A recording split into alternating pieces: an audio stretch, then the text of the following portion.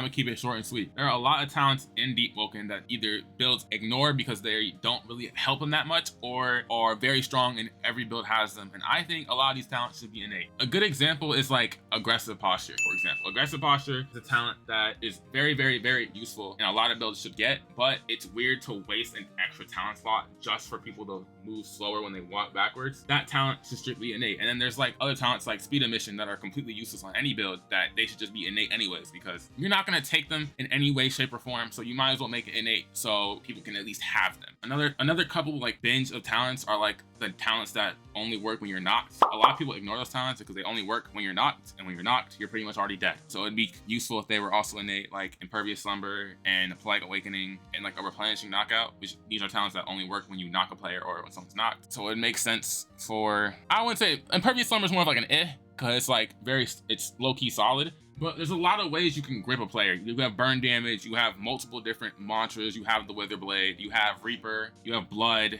So like Impervious Slumber wouldn't, like, it being innate wouldn't be that crazy, but they couldn't just counter you by just wailing on you. They'd have to have some way of gripping you easily, especially since every build has Bloodletter. If that became innate, here's the thing though. There's a lot of builds where they're a multi-attunement or they have a lot of stats distributed into multiple different things, to where they're forced to get a bunch of talents on their build. Their point is they have all these other talents they can get that they have to sacrifice some of the important talents. So if a lot of the important talents are innate, it might take away from the builds that are like dual attunement, triple attunement, that have that risk of losing the really, really important talents for every build. But it would free up a lot of talent space to make creating new builds a lot easier. I'm gonna quickly give my list of what I think should be the talents that should be innate.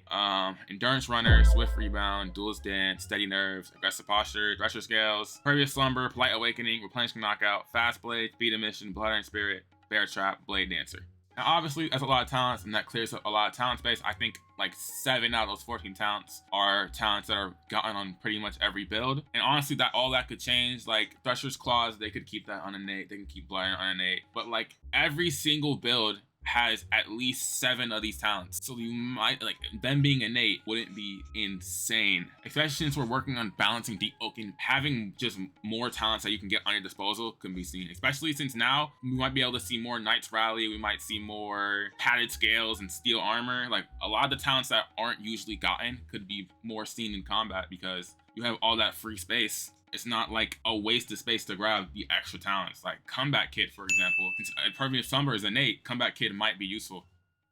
You see what I'm saying?